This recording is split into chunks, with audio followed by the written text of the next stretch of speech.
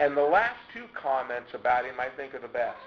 It says he grew in favor with God and man. Jesus, even as a child, pleased his Father. And since Mary knew what kind of child she was raising, of course, that would be very gratifying for her to know. But her son also had a good reputation with other people. I am not really much of a country music fan, but one of my favorite country songs is one that came out a couple years ago called "That's What I Love About Sundays." And it has a line early in the first verse that talks about people coming into church, and it says, "Here come the Martins walking in with that mean little freckle-faced kid who broke a window last week." And I think every parent knows someone, hopefully not your kid, who is just a holy terror. Mary had the satisfaction of knowing that her child was a good child. And she also had the satisfaction,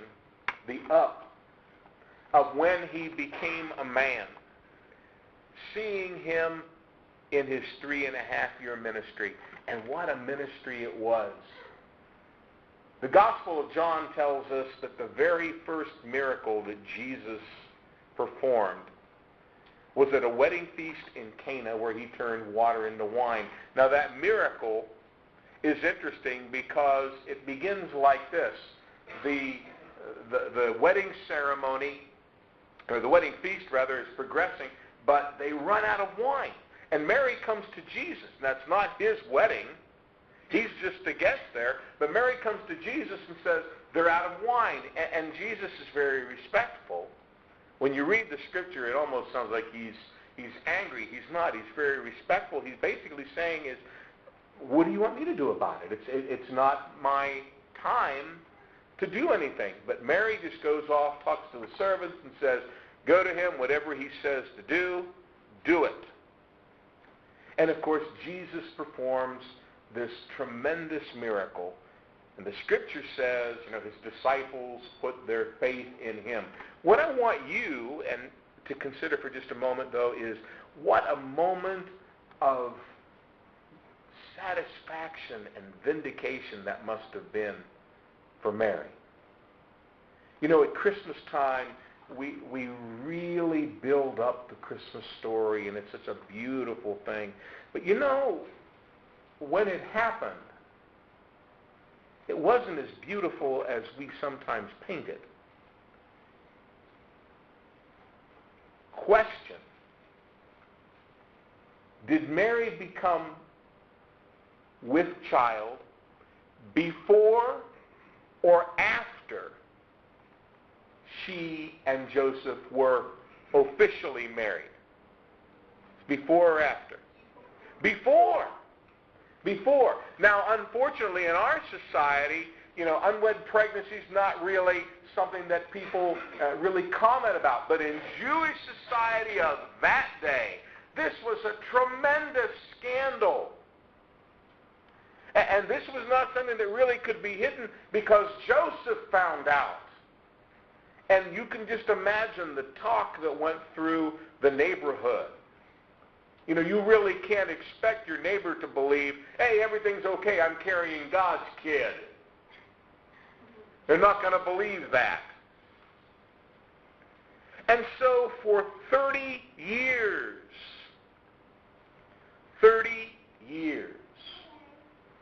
there is this stigma that has been following Mary around. Oh yeah, Joseph marries her and the child, apparently legitimate. But on that day when Jesus turned water into wine, Mary had the satisfaction of being able to say, at least in her heart, now everybody knows that my son is special. As she continued to watch his ministry, what other things must have made her happy? To see her son heal the sick, the blind, the lame, the deaf, even raise the dead, to see the crowds of people that followed him, even some people wanting to make him king. Now let's leave Mary for just a second and talk about those of you who are moms. A lot of you get to experience some tremendous ups in your experience as mothers, don't you? You get to see a lot of great firsts. Well, first of all, there is that miracle of life that's taking place inside of you.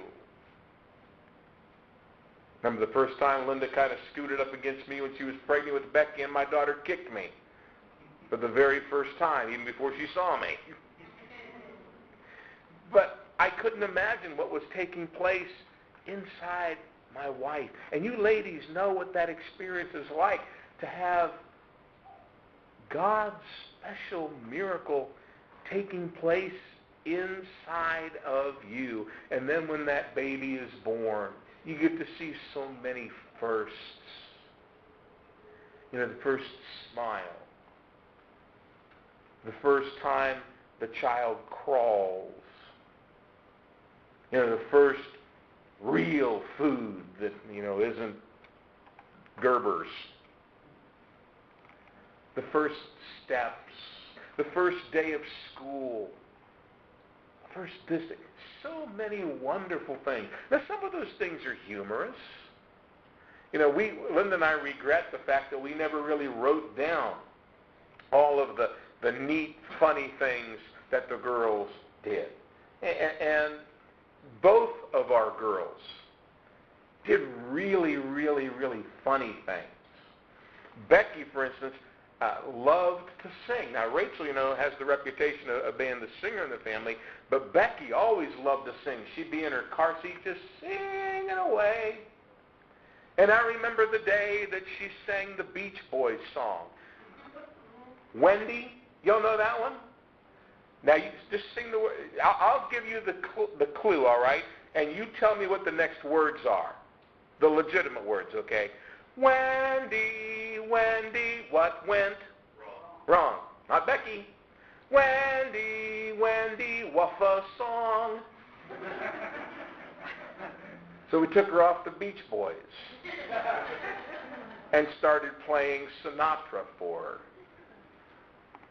Then came the day that she decided to sing New York, New York for us.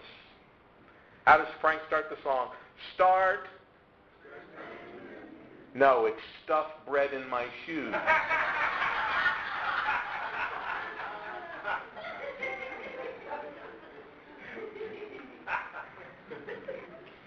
I heard you laughing, Rachel. Should we tell them about the day that you ate river mud?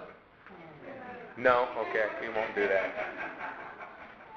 Lots of ups. Lots of ups. And then as they grow older, there are all sorts of other things. There are accomplishments in school. You know, whether it be academic or athletic or in extracurricular activities. And some of you who had kids that never were even involved in that, doesn't mean that your kids were anything less. I get so angry when I see kids downgraded because they didn't do anything outstanding, quote unquote, in school. One of the most amazing kids in my class was a kid by the name of Jim Gray. Always got terrible grades. Was never on any of the academic teams. Was never on any of the athletic teams. But in 7th grade, he could completely tear down a car engine and put it back together. That's pretty amazing. And some of you have kids like that. A lot of ups.